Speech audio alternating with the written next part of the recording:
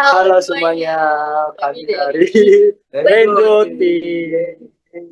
Rengo itu apa sih? Rengo itu adalah peminjaman payung antar gedung di ITB Ganesha. Nah, jadi di PPT ini kami akan membahas tentang apa sih proyek kami itu, lalu ada project scope, terus ada key stakeholder, lalu ada milestone, terus ada financial projection, terus ada constraints, risk sama assumption. Apa sih proyek kami Rengo itu? Jadi Rengo itu adalah Rain on the Go. Rengo ini solusi bagi mahasiswa dan dosen saat mobilisasi dari gedung antar gedung di ITB. Ini mempermudah jika tidak memiliki payung pribadi. Nah, jadi sistem ini memungkinkan kita untuk meminjam payung tersebut menggunakan mesin otomatis di setiap gedung-gedung yang ada di ITB. Oke, jadi selanjutnya saya akan menyampaikan tentang project scope.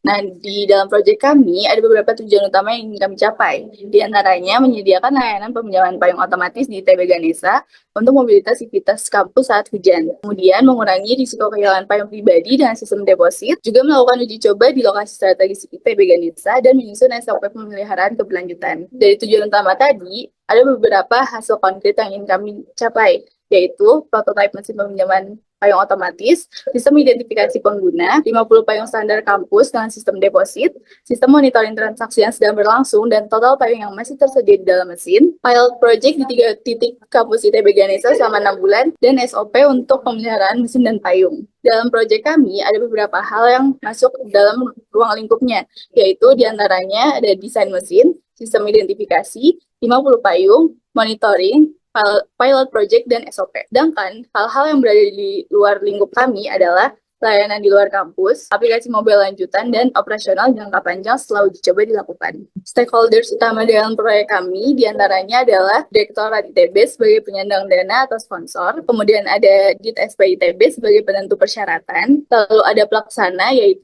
Rengo Team itu sendiri, dan dari sisi regulasi ada K3L ITB yang akan memastikan proyek berjalan sesuai standar keselamatan dan lingkungan. Dan yang terakhir ada pengguna akhir yaitu Sivitas Akademika ITB yang akan merasakan manfaat langsung dari proyek yang kami buat. Oke, selanjutnya itu ada WBS atau Work Breakdown Structure. Nah, tujuan dari WBS itu sebagai alat manajemen proyek yang fungsinya itu untuk memecah pekerjaan besar jadi beberapa bagian-bagian yang lebih kecil lagi agar lebih jelas dan terstruktur. Pada proyek kami ini, WBS disusun agar setiap tim mengetahui tanggung jawabnya, alur kerja, dan memudahkan dalam pengawasan dan evaluasi. Nah, struktur WBS ini terbagi menjadi 5. Ada 1.1, perencanaan pengembangan mesin, 1.2, identifikasi pengguna, 1.3, manajemen aset dan transaksi, 1.4 itu sistem monitoring dan data, lalu yang 1.5 itu load project. Nah, struktur ini tuh bersifat hierarkis, dimulai dari tujuan besar proyek, kemudian dipecah menjadi subsistem, hingga detail teknis berupa aktivitas nyata. Nah, mengapa dalam suatu proyek itu perlu ada WBS? Karena WBS itu bisa menjadi panduan pembagian tugas dalam tim, terus juga bisa menjadi dasar penyusunan jadwal kerja, dan juga